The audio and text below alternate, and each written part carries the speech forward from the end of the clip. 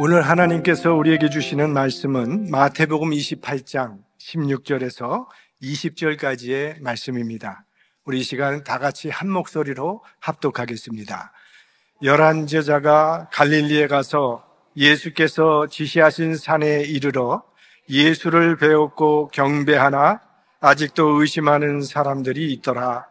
예수께서 나와 말씀하여 이르시되 하늘과 땅의 모든 권세를 내게 주셨으니 그러므로 너희는 가서 모든 민족을 제자로 삼아 아버지와 아들과 성령의 이름으로 세례를 베풀고 내가 너희에게 분부한 모든 것을 가르쳐 지키게 하라. 볼지어다 내가 세상 끝날까지 너희와 항상 함께 있으리라 하시니라. 아멘. 귀한 교회에 와서 이렇게 말씀 전하게 돼서 우리 하나님께 감사드리고 또 우리 목사님, 교회 지도자 여러분들께 감사를 드립니다. 제가 와서 이렇게 1부 예배도 드리고 또 2부 예배도 드리는데 우리는 시장 통해서 예배 드리는 것 같다 그런 생각이 들었어요. 너무 아름다운 찬양으로 찬양팀이 또 찬양을 하나님께 올려드리고 또 성가대 이렇게 너무 진지하게 이렇게 잘 예배 드리시는데 우리 이 예배를 하나님께서 기쁘게 받으시는 줄을 믿습니다. 저는 오늘 교회가 존재하는 이유 이런 제목을 가지고 여러분과 같이 말씀을 좀 나누겠습니다. 모든 존재하는 것은 이유가 있습니다. 이 세상에 무의미한 건 하나도 없죠. 문제는 내가 그 존재하는 이유를 모른다는 데 있습니다. 여러분, 교회는 왜 존재할까요? 플러톤 장로교회는 왜 존재할까요? 하버드를 졸업하고 웨스트민스터에서 신학을 공부하고 영국의 케임브리지에서 PhD를 받은 조직신학자 웨인 구르듬이라는 유명한 분이 계십니다. 우리 목사님들은 잘 아실 텐데요. 그분이 교회의 존재 이유는 세 가지다 이렇게 이야기했습니다. 교회는 하나님을 위해서 존재한다. 두 번째, 세상을 위해서 존재한다. 그리고 교회 자체를 위해서 존재한다. 이렇게 이야기를 했습니다.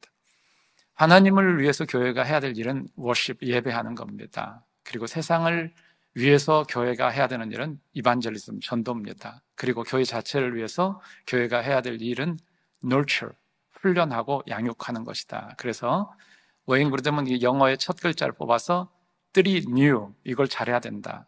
이 세 개의 기둥인데 교회가 예배만 잘 드리고 예배만 올인해서 될 일이 아니라는 겁니다. 또 그렇다고 전도하면서 전도만 해서 될 일도 아니라는 거예요. 제자훈련, 성경 공부 훈련 이것만 해서 될 일이 아니라는 겁니다. 세 개가 균형을 잘 이룰 때 교회에 맡겨진 사명을 감당하고 하나님이 기뻐하시고 원하시는 그런 교회다 이렇게 이야기를 했습니다. 오늘 우리가 읽은 이 말씀은 우리가 너무 잘 아는 말씀입니다. 성경 공부를 좀 하신 분은 이게 어떤 말씀인가, 얼마나 비장한 말씀인가를 잘 알 것입니다. 예수님의 추상 같은 유언의 말씀입니다. 자, 예수님의 이 말씀을 통해서 왜 교회가 이 땅에 존재해야 되는지 우리가 교훈을 좀 받았으면 좋겠습니다. 자, 오늘 본문을 통한 교훈의 첫 번째는 교회는 예수님의 제자를 삼기 위해서 존재한다는 것입니다. 여러분, 그렇습니다.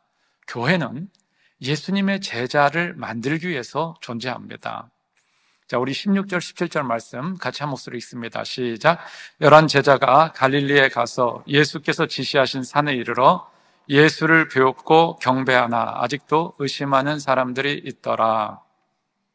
예수님이 십자가에서 못 박히시고 3일 만에 부활하셨습니다. 부활하신 예수님께서 여인들을 만나셨어요. 우리가 읽지 않았는데 오늘 10절 말씀에 보면 예수님께서 여인들에게 그렇게 말씀하셨어요. 내 형제들에게 갈릴리로 가라 하라. 거기서 나를 버리라.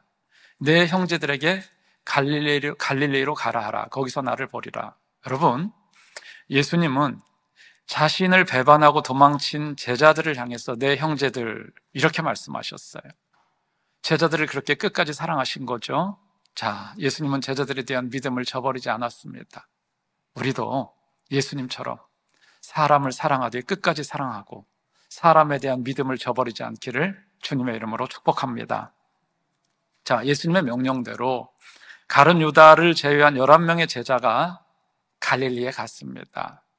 그래서 예수님이 지시하신 산에 이르렀어요. 여러분, 예루살렘에서 갈릴리까지는 거리가 100마일 정도 된다고 합니다. 요즘처럼 차가 있는 것도 아니고 비행기가 있는 것도 아니니까 걸어서 3일에서 4일 정도 되는 거리라는 거예요. 자, 그러니까 제자들이 예루살렘에서 갈릴리까지 걸어가면서 무슨 생각을 했을까요? 여러 가지 생각이 복잡했겠죠.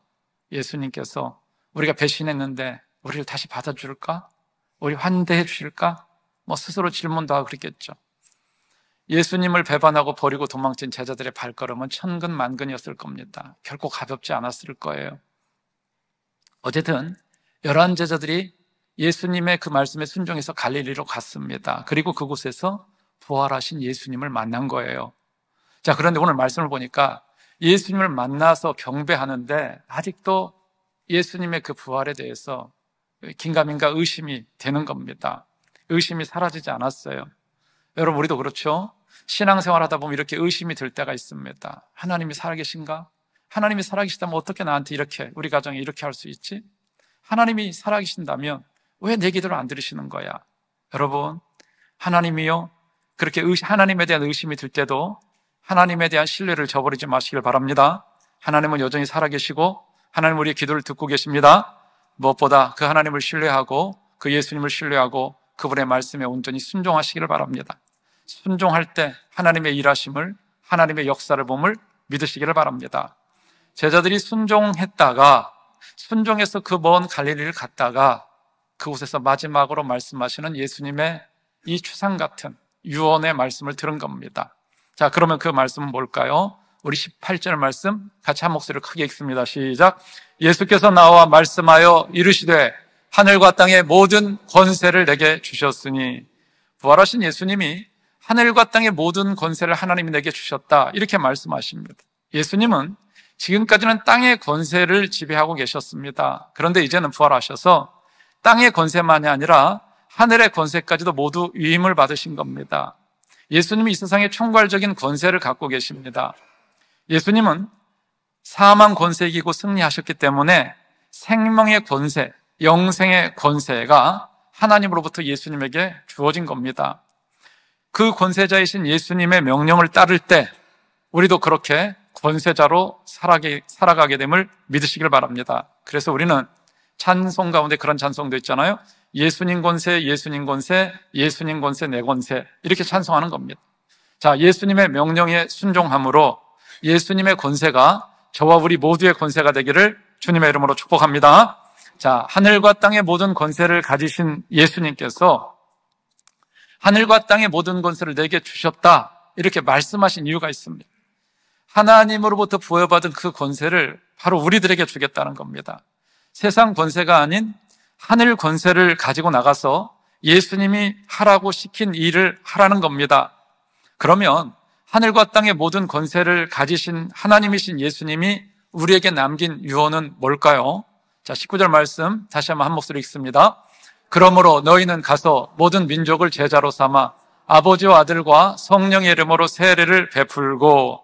여러분, 성경을 읽다가 그러므로 이렇게 시작이 되면 항상 바로 앞으로 가봐야 됩니다. 하늘과 땅의 모든 권세를 가지신 높은 분의 명령이라는 겁니다. 하늘과 땅의 모든 권세를 가진 그분이, 그 예수님께서 우리에게 어떤 명령을 하셨나요? 너희는 모든 민족을 내 제자로 삼으라, 이런 명령을 하셨어요. 너희는 모든 민족을 내 제자로 삼으라. 자, 너희는 1차적으로 11 제자를 말합니다. 나아가서 너희는 우리들, 그리고 교회인 우리들 뿐만 아니라 이 땅에 존재하는 모든 교회들을 향한 그런 명령이기도 합니다. 자, 여러분, 질문하겠습니다. 하나님이 구원받은 우리를 왜 그 좋은 천국에 데려가지 않고 이 땅에 이렇게 살게 하실까요? 여러분, 천국 갈 거 확신하시죠? 빨리 천국 가고 싶으시죠? 대답들을 안 하시네. 아니, 그 좋은 천국을 왜 이렇게 안 가려고 하세요? 왜 하나님이 그 좋은 천국 우리 안 데려가고 이 땅에 이렇게 존재하게 하는 것일까요? 왜 우리는 이 땅에 존재하는가? 왜 교회인 우리는 이 땅에 존재하는가? 왜 플러톤 교회는 이 땅에 존재하는가? 이거 알아야 되잖아요. 근데 교회를 열심히 다니면서도 이거 잘 모르는 분들이 좀 계신 것 같아요. 여러분은 교회의 존재 이유는 뭐라고 생각하시나요? 누군가 여러분에게 교회는 왜 존재합니까? 여러분 이제 이웃 초청주일에 사람들을 데려오잖아요. 또 한국에서 저렇게 친척들이 오고 친구들이나 아는 사람들이 왔을 때 교회 가자고 하면 교회는 왜 가야 되는 거예요? 교회는 도대체 왜 존재해야 되는 거예요? 이렇게 물으면 여러분 뭐라고 말씀하실 건가요? 어떤 분은 그렇게 이야기할 겁니다. 교회 가서 하나님께 예배드리기 위해서 교회는 존재하는 거야. 어떤 사람은 교회 가서 하나님 말씀, 성경을 공부하기 위해서, 또 봉사나 선교나 이웃을 섬기기 위해서 존재하는 거야. 어떤 사람은 이민생활 힘들고 어려운데 교회 가야 그래도 친교도 할 수 있고 정보도 나눌 수 있어. 어떤 사람은 교회에 가서 예배드리면 마음이 편안해. 그래서 교회 가는 거야. 여러분, 이렇게 우리가 이야기할 수 있잖아요. 교회의 존재 이유에 대해서 내가 중요하게 여기는 것들을 말을 하는 거예요. 여러분, 교회의 존재 이유를 정확히 모르면 이렇게 의견이 분분해지는 거예요. 어떤 사람은 예배, 어떤 사람은 선교, 어떤 사람은 친교, 어떤 사람은 봉사, 이런다는 거죠. 여러분, 교회의 존재 이유를 잘 모르잖아요. 그러면 갈등하게 되어 있어요. 갈등이 심하면 분열합니다. 분쟁이 일어나요. 그래서 이민교회들이 많이 힘들어하고 또 갈라지고 그러지 않습니까? 그래서 성경이 말씀하는 교회의 존재 이유를 아는 것이 우리에게 너무 중요하다는 거죠. 자, 오늘 성경 말씀에 근거해서 예수님의 추상 같은 명령, 유언에 근거해서 교회의 존재 이유를 여러분에게 말씀드립니다. 교회는 예수님의 제자를 삼기 위해서 존재합니다. 우리 한번 같이 크게 읽습니다. 시작. 교회는 예수님의 제자를 삼기 위해서 존재합니다. 여러분, 그렇습니다. 교회는 예수님의 제자가 되고 예수님의 제자를 삼기 위해서 존재하는 것입니다. 자, 우리 19절, 20절 말씀 다시 한번 한 목소리 읽습니다. 시작. 그러므로 너희는 가서 모든 민족을 제자로 삼아 아버지와 아들과 성령의 이름으로 세례를 베풀고 내가 너희에게 분부한 모든 것을 가르쳐 지키게 하라. 볼지어다 내가 세상 끝날까지 너희와 항상 함께 있으리라 하시니라. 자, 예수님께서 이렇게 유언을 남기셨습니다. 자, 이 말씀에 보면 네 가지의 동사가 나옵니다. 가서, 제자로 삼아, 세례를 베풀고, 가르쳐, 네 가지 동사가 나오는데요. 자, 중요한 것은 이 중에 한 개가 본동사, 주동사, 메인 버브예요. 나머지 세 개는 분사형 동사입니다. 본동사, 주동사를 수식하고 설명하는 분사형 동사, 프린시플입니다. 자, 그러면 퀴즈를 내겠습니다. 잘 들으시고 여러분 한번 답을 하셔야 됩니다. 자, 이 네 가지 동사 가운데 사지선다형이에요. 그러니까 주동사, 본동사, 메인 버브는 뭘까요? 1번 가서, 2번 세례를 베풀고, 3번 가르쳐, 4번 제자로 삼아. 몇 번? 1, 2, 3, 4번으로 말씀하셔야 돼요. 몇 번? 네, 정답은 4번. 제자로 삼아요. 제자로 삼아. 저는 우리 교회에서 사지선다형으로 퀴즈 낼 때 항상 정답을 4번에 놓습니다. 그러니까 우리 성도님들은 저를 믿고 몰라도 4번을 꽝 찍습니다. 저는 성도님들의 그 믿음에 배신하지 않습니다. 항상 정답은 4번. 누구라도 자신 있게 이야기할 수 있도록 처음 난 분도 4번이라고 찍습니다. 자, 본동사가 뭐라고요? 제자로 삼. 나머지 세 개는 분사형 동사예요. 자, 그러니까 이 말씀은 뭐냐면 너희는 가서 세례를 베풀고 가르쳐서 모든 민족을 제자로 삼아라. 이렇게 되는 거예요. 잘 아시겠죠? 너희는 가서 고 세례를 주고 baptizing, 가르쳐 teaching, 그래서 모든 민족을 내 제자로 만들어라. 이게 예수님의 유언이에요. 그리고 이것이 바로 교회가 존재하는 이유고 교회인 우리가 존재해야 되는 이유라는 겁니다.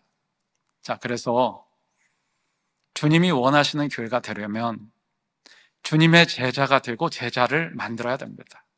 예배가 아무리 은혜롭고 뜨겁고 아무리 교회에 재미있는 행사가 많고 봉사와 섬김을 아무리 많이 하고 성역 공부를 아무리 열심히 하고 심지어 전도와 선교를 해도 그 과정에서 예수님의 제자가 되고 제자를 만들지 않는다면 교회는 존재 목적, 존재 이유를 잃어버리고 방황하는 거예요.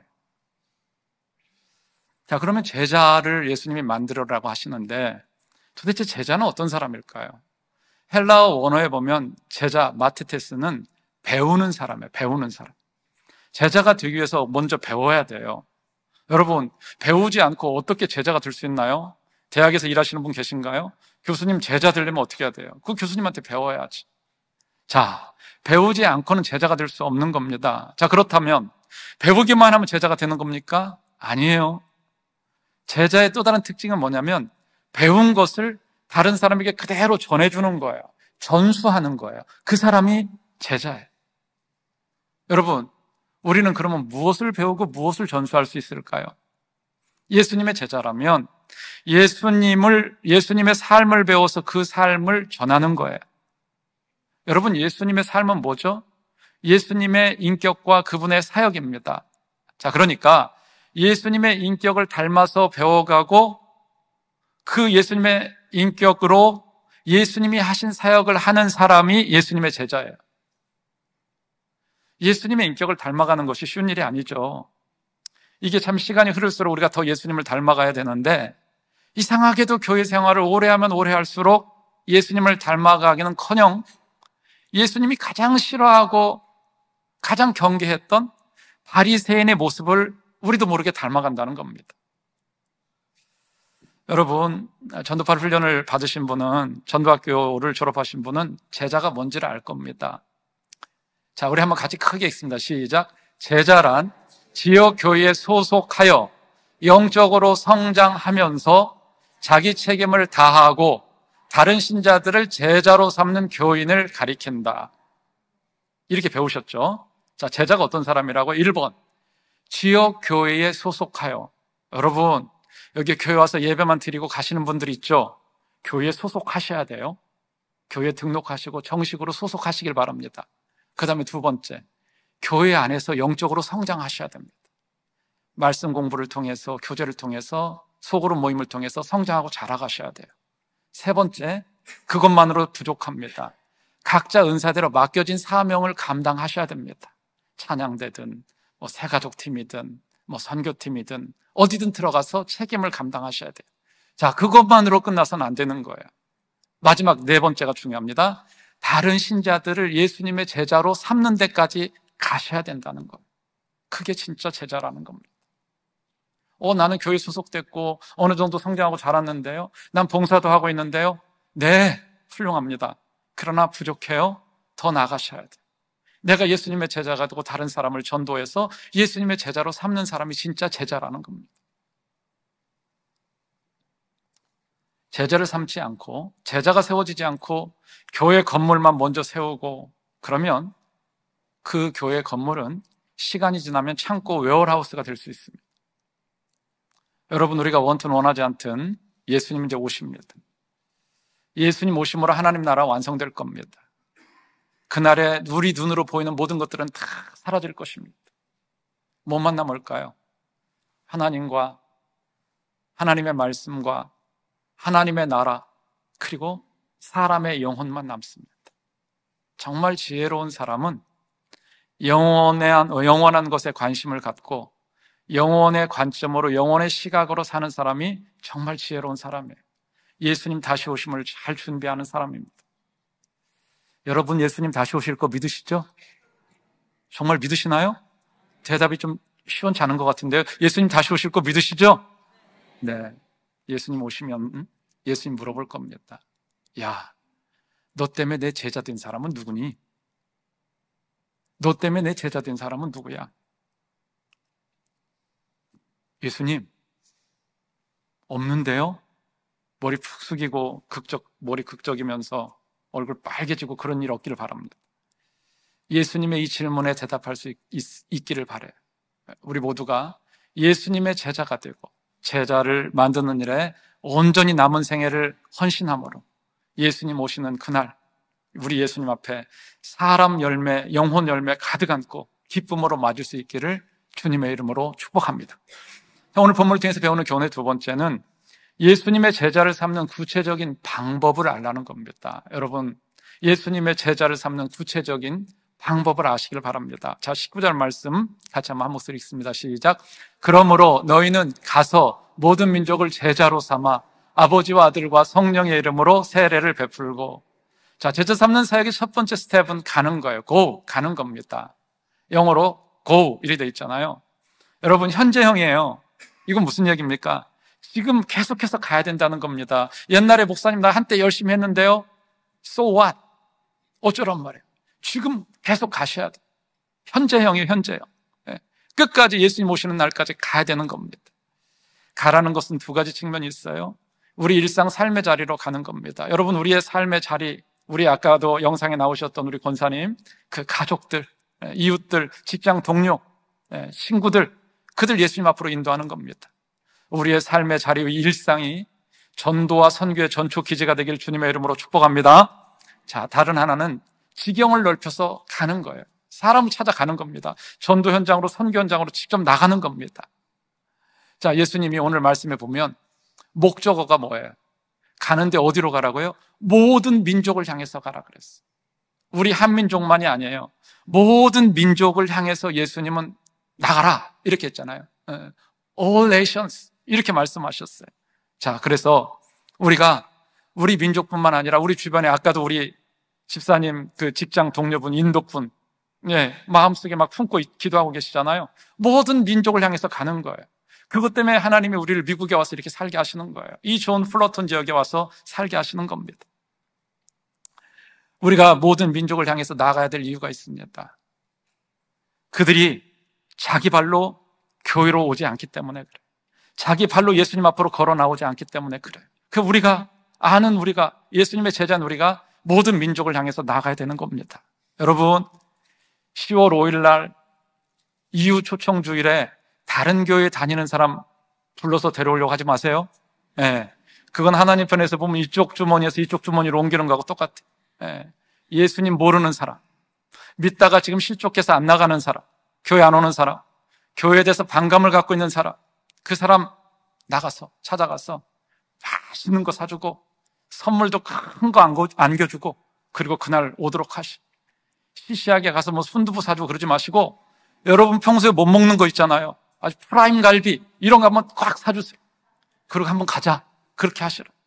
선물도 뭐 몇십 불짜리 많이 아니라 몇백 불짜리 한번 큰 거 확 주세요. 그래야 오죠. 교회 와야 되는 거예요. 제가요 매주 목요일 오후 2시에서 4시까지 개인 전도합니다. 제가 생각해 보니까 어느 날 몇 시간 기도 시간도 정해놓고 매일 기도하고 큐티도 정해놓고 큐티도 하고 그러는데 개인 전도는 안 하는 거예요. 물론 제가 전도 많이 합니다. 뭐 비행기 타도 옆 사람 전도도 하고 뭐 어디 마켓에 가도 전도하고 수시로 교회에서 집까지 걸어갈 때도 전도하고 그러는데 이거 시간을 좀 정해놔야 되겠다. 그래서 이제 제가 올해 3월부터 매주 목요일 2시, 4시 이렇게 전도를 하는데 이게 쉽지가 않습니다. 막 목요일만 되면 1시쯤 되면 막 배가 살살 아프고 나가기 싫고 그래서 여보 같이 가자. 제 아내한테 그랬더니 제 아내가 싫어. 당신 혼자 해. 같이 가면 좋은데. 자기는 평소에 열심히 전도한다는 거죠. 근데 놀라운 건요. 전도를 나가면 하나님이 준비된 영혼을 꼭 붙여주세요. 저는 교회가 윌셔하고 웨스턴 시내 다운타운에 있어요. 우리 교회가. 교회 뒷문 열어놓고 거기서 합니다. 제가 깨달은 게 있어요. 걸어다니는 사람들은 흑인들이 주로 많이 걸어다니는구나. 흑인들이 차가 없나 보다. 전도 현장에 나가니까 그런 것도 이렇게 배우게 돼. 지금까지 3월부터 6개월 정도 했는데 5명을 붙여주셨어요. 5명. 5명. 2사람은 매주 교회 잘 나오고 있습니다. 한 사람 31세 된 청년은 마리화나도 하고 그러는데 2세예요. 근데 그 형제는 주일날 일을 하기 때문에 지금 수요일마다 저를 만나서 개인 교제를 하고 있어요. 완전 생짜입니다. 거기는. 한 사람은 주일에 일해서 영상으로 예배 드리고 같이 지금 기도하고 있어요. 주일에 일 안 하도록.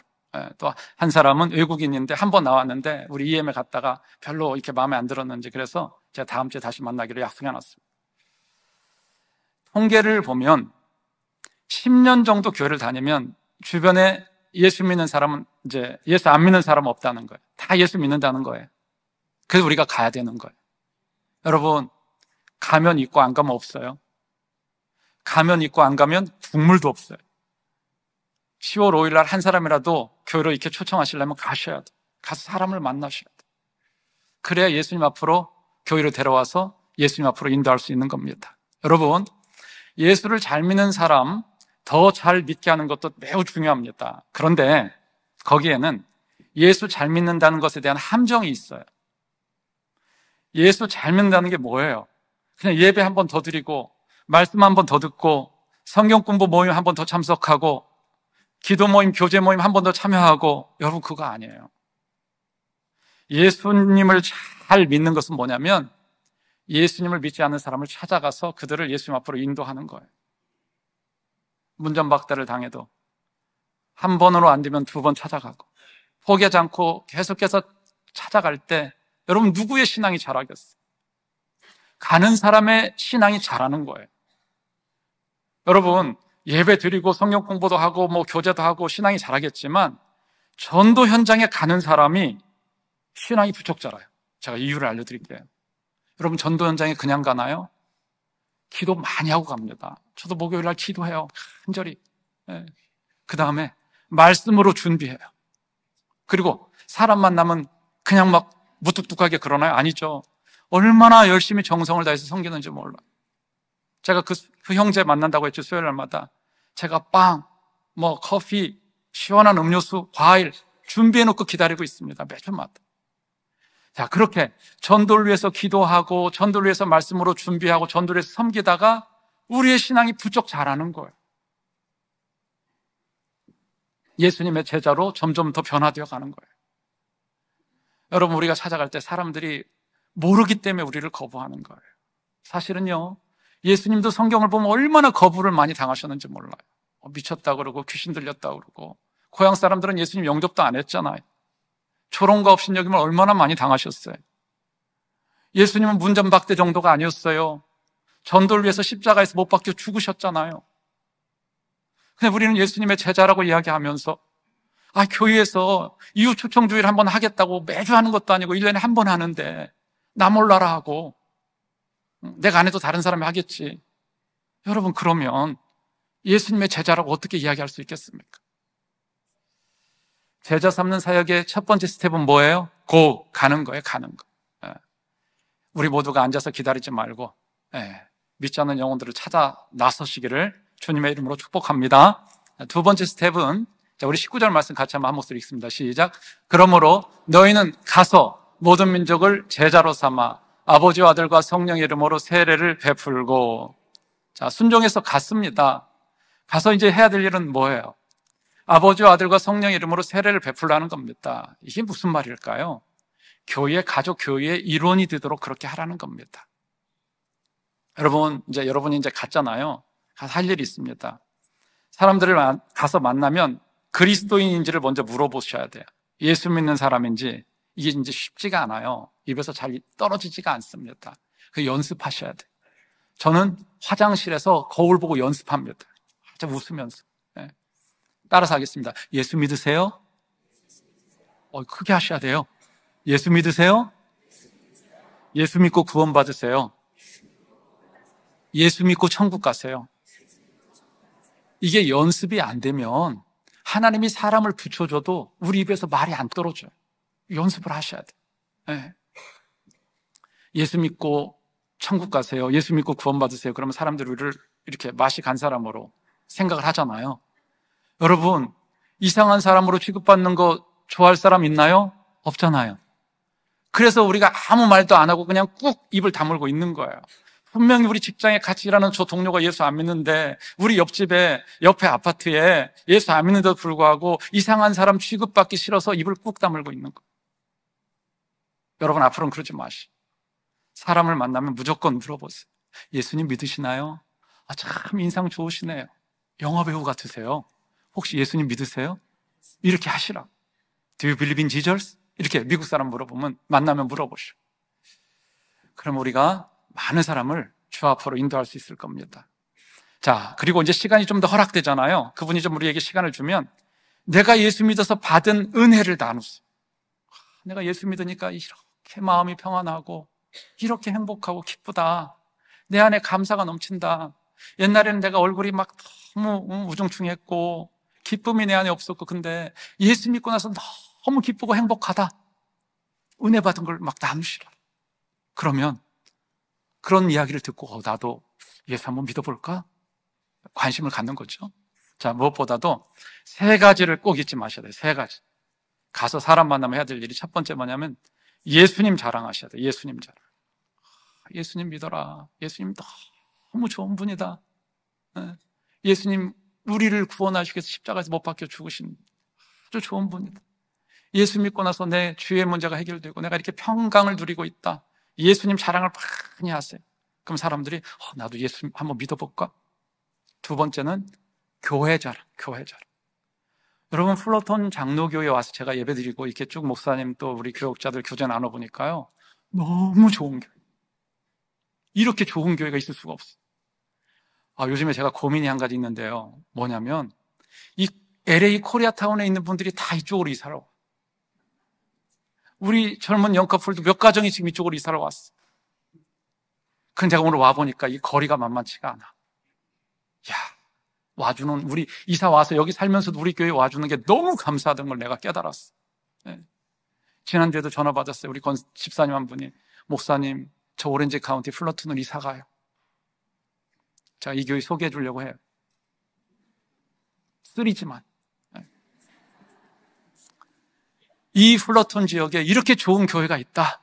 여러분 자랑하세요. 자녀 교육 너무 잘 된다. 우리 교회 예배가 뜨겁다. 찬양 아주 정말 좋다. 자랑하시.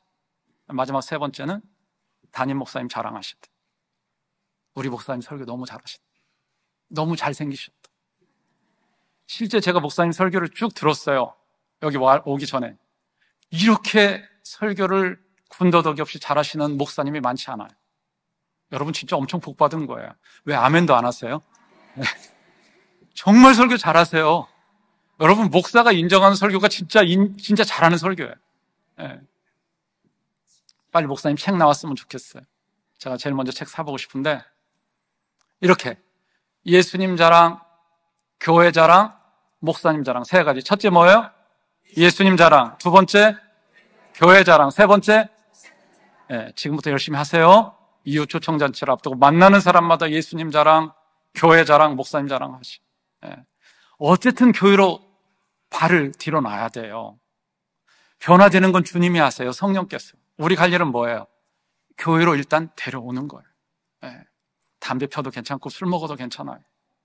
그거 조장하는 거 아니고 사람을 변화시키려면 이걸 다 좀 수용하고 받아줘야 돼요. 용납하는 분위기가 필요한 거예요. 그리고 사랑을 받으면 마음이 열리고 열린 마음에 복음이 들어가서 예수 믿고 우리처럼 예수님의 제자가 되고 또 그 사람이 알아요? 또 다른 예수님의 제자를 만드는 사람이 될지.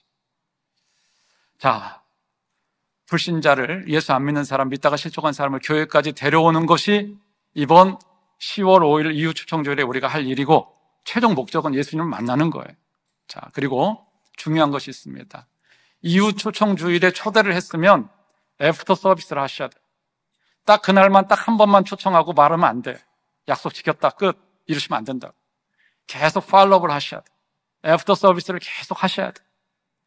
그냥 전도 딱 한 번 해놓고 교회 한 번 딱 데려놓고 나물러라 그러면요, 다시 세상으로 돌아갑니다. 믿음이 성장되거나 자라질 않습니다. 자, 오늘 세례를 베풀라는 말은 뭐라고 그랬어요? 교회의 가족이 되도록 하는 거예요. 교회의 식구 일원이 되도록 하는 게 세례를 베푸는 것이다. 그럴 때 예수님의 참 제자로 자랄 수가 있는 거예요. 자, 마지막 세 번째 스텝 20절 말씀 같이 한번 한 목소리 읽습니다. 시작. 내가 너희에게 분부한 모든 것을 가르쳐 지키게 하라. 볼지어다 내가 세상 끝날까지 너희와 항상 함께 있으리라 하시니라. 세 번째 스텝은 뭐예요? 가르치는 거예요. 가르치는. 여러분, 근데 오늘 여기 말씀 보니까 가르쳐 지키게 하라 그랬어요.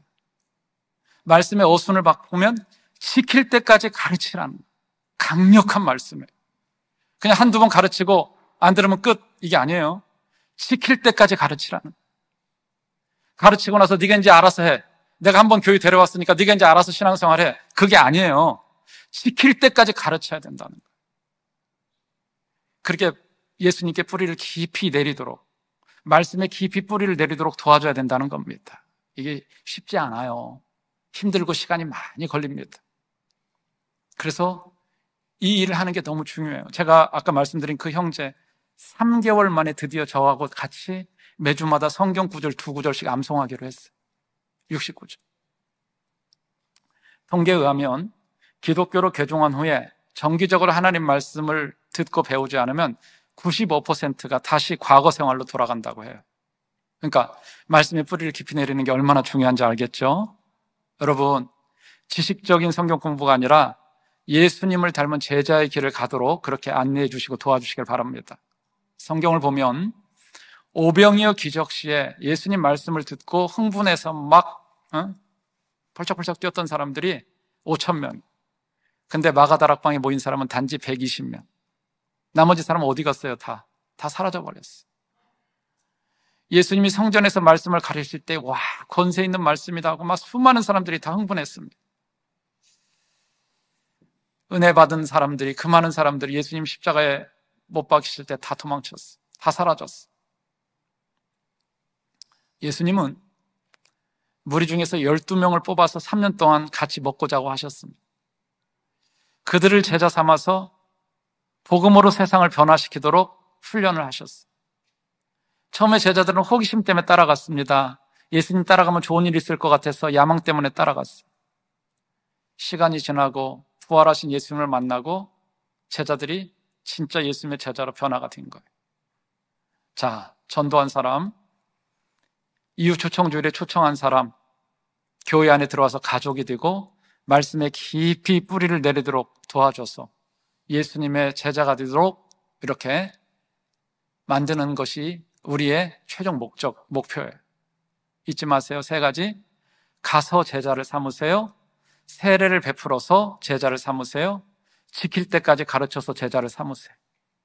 우리 모두가 예수님의 제자가 되고 제자를 삼음으로 영적인 리프로덕션 재생산이 우리에게 일어나기를 축복합니다. 20절 말씀 한 번만 더 봅시다. 같이 읽습니다. 내가 너희에게 분부한 모든 것을 가르쳐 지키게 하라. 볼지어다 내가 세상 끝날까지 너희와 항상 함께 있으리라 하시니라. 예수님이 내가 세상 끝날까지 너희와 항상 함께 있겠다 이렇게 말씀하셨어요. 아멘이죠? 너무 좋은 말씀이라서 우리가 이 말씀을 많이 인용해서 이야기하잖아요.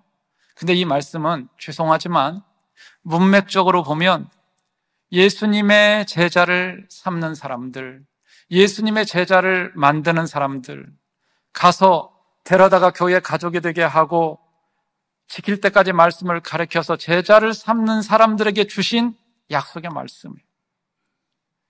그 예수님의 이 유언, 명령을 지상명령이라고 하죠. Great Commission. 이걸 수행하는 사람들에게 주신 약속이에요. 여러분, 부활하신 예수님이 항상 세상 끝날까지 항상 우리와 함께 하시는 이유는 뭘까요? 복음 전하고 예수님의 제자를 삼는 사역이 너무 힘들고 우리 힘만으로 할 수 없기 때문에 예수님이 이렇게 약속하신 거예요. 그래서 우리와 함께 세상 끝날까지 있겠다고 약속하신 겁니다. 예수님 오늘도 약속하세요. 순종하기로 했니? 내가 너 끝까지 책임질 거야. 너 두려워하지 마. 내가 세상 끝날까지 너와 함께 할 거야. 내가 너 포기하거나 버리지 않을 거다. 너는 내 명령대로 순종만 해라. 예수님의 명령에 순종하기만 하면 걱정할 게 하나도 없어요. 왜?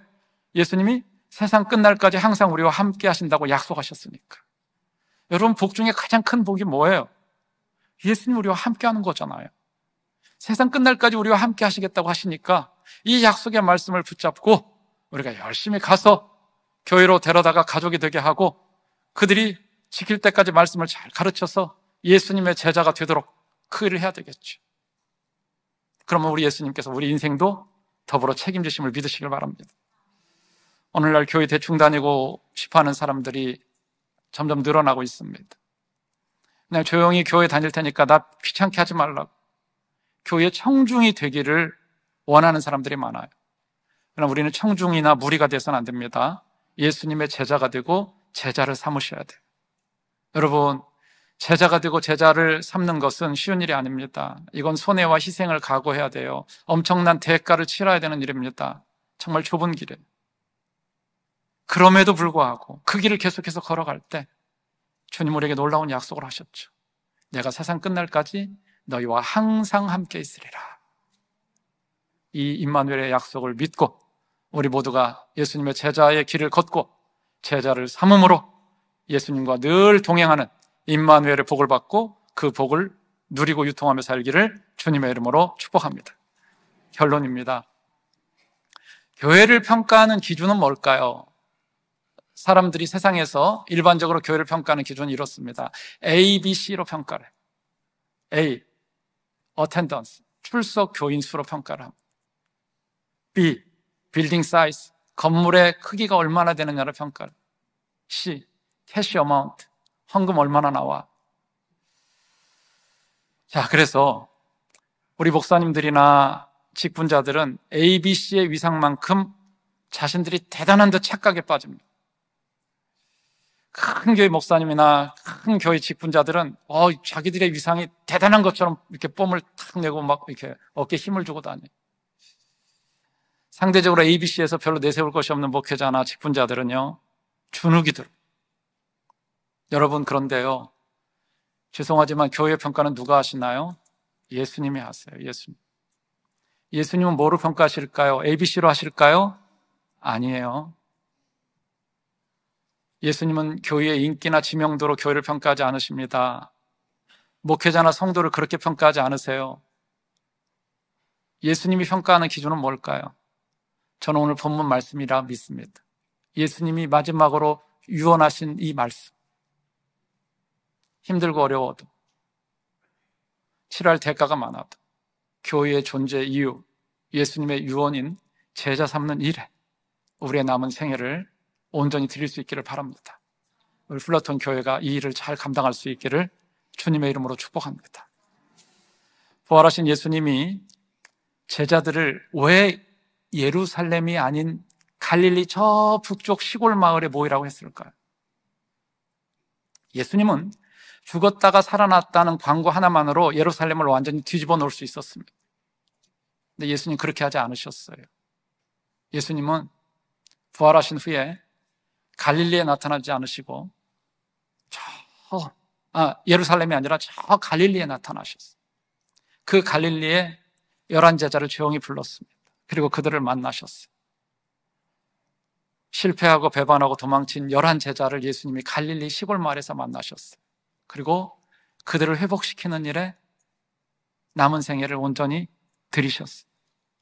예수님의 관심은 대중, 무리가 아니었어요. 예수님은 예루살렘에서 사람들 모아놓고 대중 집회하지 않으셨어요. 부활 이후에 11제자만. 그것도 예루살렘이 아닌 저 시골 갈릴리에서 그들 모아놓고 조용하게 말씀하셨어요. 명령하셨어요. 얘들아, 너희가 꼭 잊지 말고 해야 될 일이 있어. 그 뭔지 아니? 너희는 가서 모든 민족을 내 제자 만들어야 돼. 내가 시키는 대로 해야 돼. 내가 세상 끝날까지 너희와 항상 함께 할 테니 걱정하지 마.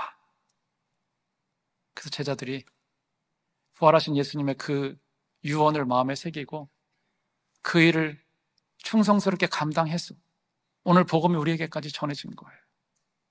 그리고 우리가 이렇게 예수 믿고 있는 겁니다. 예수님의 유언은 11제자에게만 주어진 것이 아닙니다. 교회인 우리와 우리 교회에게 주어진 명령입니다. 제가 2주 전에 책 한 권을 읽었는데요. 서울에 5,000명 출석하는 한 교회가 우리 플러톤 장로교회처럼 이웃 초청 잔치를 했답니다. 그 내용이 소개되어 있었어요. 1년 내내 목사님이 강조했습니다. 우리 플러톤 장로교회처럼 부호도 하고 영상도 만들고 계속 강조를 했습니다. 막대한 예산을 들여서 이웃 초청 주의를 준비했는데 선물과 음식을 넉넉하게 준비를 했는데 5,000명이니까 성도들이 그날 당일에 초청되어 온 인원은 고작 37명이었대요. 내가 안 해도 다른 사람이 하겠지 뭐.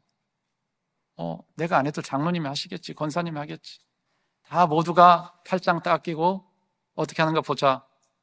강 건너 불구경을 한 겁니다. 나는 내일만 하면 돼. 그래서 5,000명 출석하는 교회에 이웃 초청 주의를 1년 내내 준비했는데 고작 37명밖에 안 왔어요. 여러분, 주님이 얼마나 슬퍼하실까요? 소설 중에 성경 다음으로 가장 많이 읽힌 소설이 있어요. 우리 여기 1.5세들은 아마 다 읽었을 거예요.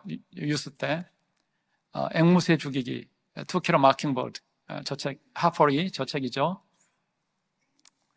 이 책에 변호사 아빠가 아들한테 용기에 대해서 이야기를 합니다. 용기에 대해서. 이렇게 이야기해요. 용기는 시작도 하기 전에 패배한 것을 깨닫고 있으면서도 어쨌든 시작하고 그것이 무엇이든 끝까지 해내는 것이 용기 있는 모습이다. 시작도 하기 전에 패배한 것을 깨닫고 있으면서도 어쨌든 시작을 하고 그것이 무엇이든 끝까지 해내는 것이 그게 용기 있는 모습이다. 시작하기 전에 쉽지 않다는 것, 잘 안 될 것을 아는 거예요. 그럼에도 불구하고 시작을 하는 겁니다. 그리고 시작을 했다면 끝까지 마치는 거예요. 여러분, 플러톤 장로교회가 이 어려울 때 모두가 전도가 안 된다고 이웃 초청주의를 하면 안 된다고 이야기하는 이때에 용기를 내서 이웃 초청 주일 행사를 시작을 했습니다. 쉽지 않은 일인데 용기를 내서 했어요. 쉽지 않은 거 알면서도 하나님이 가장 소원하고 기뻐하는 일이기 때문에 성령 하나님을 의지하고 믿음으로 나가는 거예요. 그리고 저는 그 일을 끝까지 감당할 줄 믿습니다. 하나님이 가장 소원하고 기뻐하는 이 일, 우리 플러톤 장로교회 모든 성도가 예외 없이 내 일처럼, 내 자녀 일처럼, 내 비즈니스처럼, 직장 일처럼 여기고 이 일을 위해서 기도하고 어떻게든 한 사람이라도 이웃 초청주일에 데려오려고 몸부림을 치고 발버둥을 치고 하나님 앞에 부르짖으면서 간구하는 가운데 우리 모두가 우리 하나님 행하시는 놀라운 역사, 일하심을 볼 수 있기를 주님의 이름으로 축복합니다.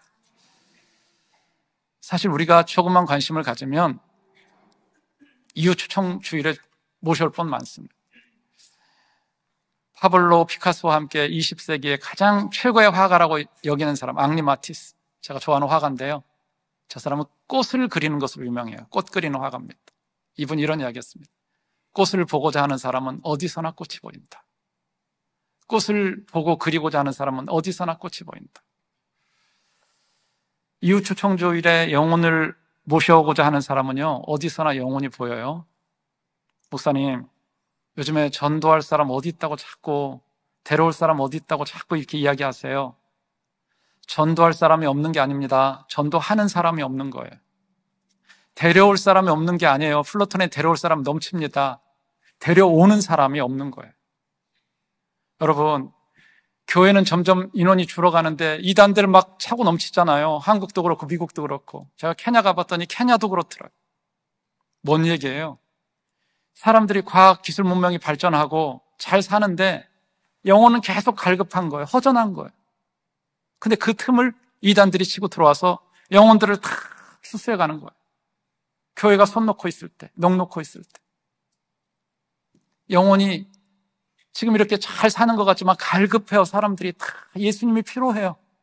우리가 이럴 때 힘을 내서 더 열심히 이웃 초청주일 같은 이런 행사에 사람들 데려와야 되지 않겠어요? 우리도 이제 매년 하는데 우리 권사님 한 분이 저한테 목사님 어느 날 찾아왔어. 목사님 나는요 아무리 기도를 해도 아무리 생각을 하고 머리를 쥐어짜고 생각을 해도 데려올 사람이 없대. 그래요? 그럼 같이 기도합시다. 같이 기도했어요. 하나님 우리 권사님에게 새생명 축제 때 꼭 데려올 사람 한 사람 붙여주세요. 다음 날 다른 권사님이 저를 찾아왔어요. 흥분해서 찾아왔어요. 목사님 네? 난 이번 새생명 축제 데려올 사람이 너무너무 많아요. 101호 누구누구, 102호 누구누구, 201호 누구누구, 204호 누구누구, 307호 누구누구 명단을 하나하나 다 가져왔어요. 기도해 주세요. 이 사람들 다 데려올게요. 놀라지 마세요. 두 분이 같은 노인 아파트 살아요. 똑같은 노인 아파트에 오래오래 살고 계세요. 한 분은 관심을 끄고 산 거예요. 그러니까 영혼이 안 보이는 거예요. 한 분은 계속 거기에 관심을 두다 보니까 막 보이는 거예요. 여러분, 하나님이 은혜 주셔서 데려올 영혼들이 눈에 보이기를 주님의 이름으로 축복합니다. 축복합니다. 네, 우리 모두가 예수님의 제자가 되고 제자 삼는 일에 우리의 남은 생에 한 번밖에 없는 이 땅에서의 삶을 온전히 드리시기를 바랍니다. 이 이웃 초청주일 여러분 정말 그냥 넘기지 마시고 이웃 초청주일에 꼭 한 분이라도 초대를 해서 예수님 만날 수 있도록 잘 안내할 수 있기를 바랍니다. 우리 하나님이 정말 기뻐하실 것입니다. 우리의 영안이 열려서 한 영혼이 주님 앞으로 인도될 때 천국에서 큰 기쁨의 잔치가 열어지는 것을 우리 모두가 보고 우리 하나님께 영광 돌리는 그런 이웃 초청 주일 되기를 주님의 이름으로 축복합니다.